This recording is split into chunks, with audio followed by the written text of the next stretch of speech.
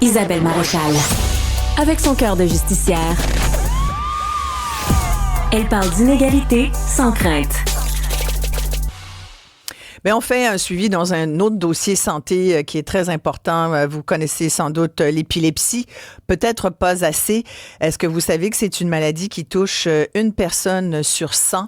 C'est quand même beaucoup, 1% des citoyens qui souffrent d'épilepsie, qui est une maladie finalement qui passe assez sous silence au Québec. Il y a eu un projet ministériel, d'ailleurs, sous la gouverne du docteur Lionel Carman, à l'époque, qui était membre d'un comité sur l'épilepsie. C'était en 2019. Ça fait 6 ans, on est en 2025, ça n'a pas abouti. Et pourtant, les spécialistes en épilepsie, puis il y en a des très, très bons au Québec, on va parler avec l'un d'eux d'ailleurs dans quelques minutes, ils disent ça n'a pas de bon sens au Québec, le traitement existe. Il y a un traitement qui pourrait faciliter la vie, améliorer vraiment la qualité de vie des épileptiques au Québec. C'est un médicament qui a été d'ailleurs approuvé par Santé Canada, mais il n'est pas, en 2025 encore, remboursé par la RAMQ, le gouvernement du Québec, pour une raison obscure. Bon, ça se peut-tu que c'est parce qu'on veut éviter de payer, encore une fois. Le gouvernement du Québec ne veut pas. Alors qu'on le sait, là, ce médicament-là, il permettrait même de soigner plus de patients. Il ferait beaucoup moins de crises d'épilepsie. Puis si vous avez déjà vu quelqu'un qui était en état de crise d'épilepsie, c'est assez impressionnant. C'est terrible ce que la personne vit. Et ça permettrait d'économiser des milliers de dollars au système de santé québécois. On va commencer par le témoignage de la mère de Jérémy. C'est une histoire incroyable, terrible, épouvantable, qui nous prend au cœur. Martine Morotti est avec moi. Son fils Jérémy est mort en 2016 d'une crise d'épilepsie. Oui, on peut mourir d'une crise d'épilepsie. Il avait 21 ans. Martine, merci beaucoup de prendre le temps de nous parler. Merci à vous. Merci de me recevoir. Vous avez retrouvé votre fils mort dans son lit le matin, vous êtes allé le réveiller. Il répondait pas. Il était complètement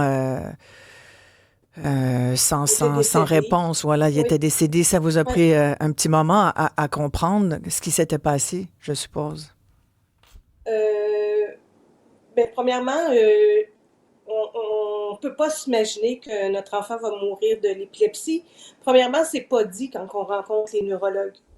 C'est quelque chose qu'on nous dit pas. Donc, puis pour Jérémy, on avait dit que Jérémy avait une petite épilepsie, qu'il n'y avait rien de grave dans son épilepsie. Jérémy faisait de l'épilepsie qui s'appelle les tonico-cloniques. Mm-hmm. Donc, c'est le grand mal. Donc, c'est la totale. Fait que c'était pas une petite épilepsie, alors? Non. Mais on vous a dit que c'en était une. Les neurologues que vous avez vus vous ont mal informé, finalement. Tout à fait. Puis j'ai rien contre les neurologues, là. Loin de moi, là, c'est des gens et des médecins qui sont des spécialistes. Sauf que moi, j'ai été très innocente. J'ai cru en ce qu'on me disait. Le fait que Jérémy aussi soit encore avec nous à la maison, moi, dans ma tête, ça pouvait pas arriver dans ma maison. Il est en sécurité chez moi. Mais c'est tout le contraire. C'est arrivé chez moi. Il a fait une crise d'épilepsie durant la nuit, sans doute, c'est ça? Martine, il a dû faire une crise d'épilepsie durant la nuit. Dans la nuit, puis il s'est étouffé dans son oreiller. Ça, c'est toutes des choses qu'on n'était pas au courant que, bon, il y avait un oreiller anti-étouffement. On n'était pas au courant. Si on l'aurait été, on l'aurait acheté. Il y a plein de choses qu'on n'était pas au courant et que, à force d'aller au rendez-vous, bien, mon garçon il avait quand même 21 ans, donc je le laissais de plus en plus faire ses choses par lui-même. Mm-hmm. À 21 ans, c'est un jeune homme. Et j'étais moins présente, sauf que la dernière, avant que Jérémy décède, on avait appelé le neurologue parce que là, ça allait pas bien. Il faisait plusieurs crises. Et les crises, ça peut être aussi banal que tu prends du poids, tu perds du poids, exemple, tu as la gastro. Ton médicament, c'est plate, mais il va passer d'un bord ou de l'autre. Ouais. c'est des choses aussi banales que ça qui peut arriver et qui peut être tragique. Tu peux faire une crise, tomber, te fracturer le crâne, tu peux... Il faisait des crises. L'épilepsie, Il faisait beaucoup de crises, votre fils, Jérémy? il faisait beaucoup de crises la nuit. Donc, Hmm. j'en ai entendu beaucoup, j'en ai vu beaucoup. Quand vous disiez que c'était assez spectaculaire avoir Ouais, une crise, ouais. à toutes les fois, Vous j'étais dans toutes mourriez un mes peu. Ah, émotions. je sais, ouais, j'imagine. Ouais. Ouais, c'est terrible. Euh, Puis, oui, il en faisait la nuit. Donc, pour lui, il était chanceux, il en faisait pas le jour. Il y avait tout aussi le côté par rapport à la santé mentale, la dépression, le Hmm. jugement, les petites copines. Hmm. Jérémy a eu un moment donné une jeune fille ici qui était venue dormir et tout ça, et il a fait une crise. Alors, nous, Ouais. de fait, on se lève, on y va d'emblée. Mon mari Ouais, non, dormait c'est sûr debout. que ça, c'est, c'est Et compliqué à vivre, là, ça, c'est sûr. Là, oui, c'est vous ça. avez, je parlais tout à l'heure du docteur Lionel Carman qui, en Oui, 2019, avait mis sur pied un comité ministériel sur l'épilepsie. C'était d'ailleurs, le docteur Carman est un spécialiste, un neurologue, hein, faut le savoir, oui, spécialiste de cette maladie pour les enfants. Donc, vous l'avez même rencontré au début de son mandat à ce sujet-là. Qu'est-ce qu'il vous a dit, Martine, docteur Carman, là-dessus? ben, c'est sûr que lui est d'accord avec ce que je lui apportais, comme quoi que cette maladie-là était très mal connue du grand public et très Oui, mal connue souvent des épileptiques même et de leur oui, famille. oui, les proches, ouais. Donc, je trouvais qu'aussi, on a des journées pour ci, des journées pour ça, mais on n'a rien qui parle de l'épilepsie. On a une journée lavande qui est au mois de mars, le 26 mars. On n'entend jamais parler. On a aussi le mois de l'épilepsie qui est le mois de mars. On n'entend pas parler. Hmm. Je trouve aussi que quand on rencontre le neurologue pour la première fois, on devrait avoir de l'information concrète. Si vous avez des questions qui vous viennent en tête, vous pouvez appeler là. Il y a ça. Il y a rien qui est donné. On vous dit, bon, votre enfant ou peu importe, vous faites de l'épilepsie, vous allez prendre telle médication et on se revoit dans 6 mois. Hmm. Vous parliez de la Fait journée que je trouve lavande. que, Effectivement, c'est le 26 mars et c'est une journée reconnue à l'échelle nationale au Canada pour sensibiliser les gens à l'épilepsie. Les gens portent oui, des vêtements de couleur lavande. On sait pourquoi cette oui, couleur-là? ben, c'est parce que ça l'apaise. Et c'était Oui. une jeune fille aussi qui avait fait passer ça au gouvernement, ben pas au gouvernement, mais au ministre Trudeau dans le temps. C'est lui qui avait accepté que ça soit une journée décrétée pour l'épilepsie. Et vous dites le C'est mois de une jeune fille mars, qui avait ouais. fait. Oui, Et le mois de mars, c'est le mois de l'épilepsie.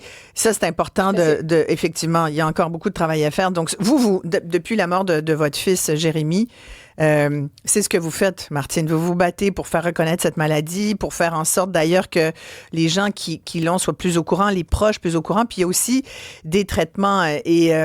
Si vous me permettez, on a avec nous un spécialiste, le docteur Mark Keyser, qui est neurologue spécialiste en épilepsie, les cliniciens et chercheurs responsables du groupe épilepsie du CHUM. Bonjour, docteur Keyser.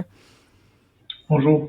J'aimerais vous faire Bonjour. réagir au témoignage de Martine Morotti, qui est la maman de Jérémy. Vous avez entendu son histoire, son fils qui est décédé d'une crise d'épilepsie à 21 ans.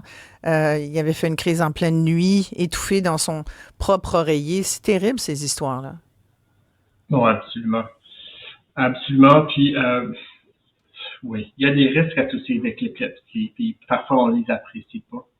Parfois, l'épilepsie, c'est un peu une maladie qui est assez fréquente. C'est presque 1% de la population qui va être Ouais. affectée. C'est comme 60 000 Québécois qui sont affectés par l'épilepsie. Mais fréquemment, c'est quelque chose que soit on ne voit pas à tous les jours, ou c'est peut-être quelque chose même caché. Et donc, ça affecte beaucoup de personnes. Et puis, la mort subite en épilepsie, c'est quelque chose qui est bien connu. C'est quelque chose qui peut arriver. C'est fréquemment en lien avec la sévérité de l'épilepsie. Puis quand on parle de sévérité, ça veut dire que quelqu'un qui fait même 2, 3 grosses crises par année, on croit que le risque de SUDEP, de mort subite en épilepsie, est élevé. Wow. Et donc, ça devient important de faire ce qu'on peut. La meilleure façon d'éviter cette mort subite, c'est un contrôle optimal de leur épilepsie. Ouais. Puis habituellement, pour nous, on vise 0 crise. On veut quelqu'un qui est sans crise. Vous avez entendu Martine tout à l'heure. Martine, vous disiez, puis je l'ai noté, puis ça m'a touchée quand vous l'avez dit parce que je sens un peu de culpabilité dans votre témoignage comme mère. Puis comme mère, moi, je le vis aussi. On se dit, ma foi, on a un enfant, même adulte, qui a une maladie importante, puis on essaie de voir comment on pourrait aider notre enfant. Et puis on se trouve, hein, on se dit, on n'est pas une bonne mère, on devrait y trouver le traitement, puis sauver sa vie, c'est ça qu'on veut faire. Puis vous avez dit tout à l'heure, j'étais innocente, j'étais pas au courant. Vous n'êtes pas innocente. Il y a ce qu'on peut faire, puis il y a ce qu'on est capable de faire aussi, c'est se battre comme un système. Comment voulez-vous y arriver toute seule si même des spécialistes n'y arrivent pas eux-mêmes, là, Martine? J'ai envie de vous... Mais... Ouais. Je comprends, mais quand vous dites que je me sens coupable, c'est vrai. Et c'est un peu pour ça que j'essaie justement que cette maladie-là soit un peu mieux connue des gens. Justement pour qu'on... C'est de valeur à dire, ben c'est de valeur, mais quand un médecin nous parle ou un spécialiste, on boit ces mots, on croit ce qu'ils vont nous dire. Quand je dis que je suis un peu innocente, c'est dans ce sens-là. Tu sais, moi, je faisais tout à fait confiance à ce qu'on me disait. Mais si on disait les vraies choses, peut-être qu'on aurait agi différemment. Oui. Et là, évidemment, le docteur Kieser va nous en parler. Il y a un médicament qui pourrait, évidemment, dans le cas de Jérémy, ça serait arrivé trop tard, mais il y a un médicament qui, aujourd'hui, peut sauver la vie de milliers de gens qui doivent vivre avec cette maladie terrible qu'est l'épilepsie. Oh, Martine, je vous envoie beaucoup de... Merci. Ouais.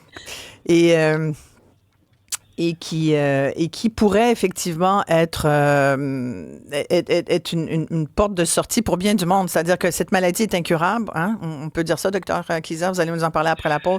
Mais il y a un médicament qui est approuvé par Santé Canada, mais qui ne l'est pas par la RAMQ. Si vous voulez bien, on va s'arrêter ici. On va revenir avec l'explication sur ce médicament parce que je pense qu'il faut que les gens soient au courant de ça. Vos commentaires, bien sûr. Si vous êtes une personne épileptique, si vous avez un proche qui l'est, ne vous gênez surtout pas. Je vous donne la parole aujourd'hui. Ce moment est à vous. 1-877-827-2346. Vous pouvez nous texter au 187 Cube Radio.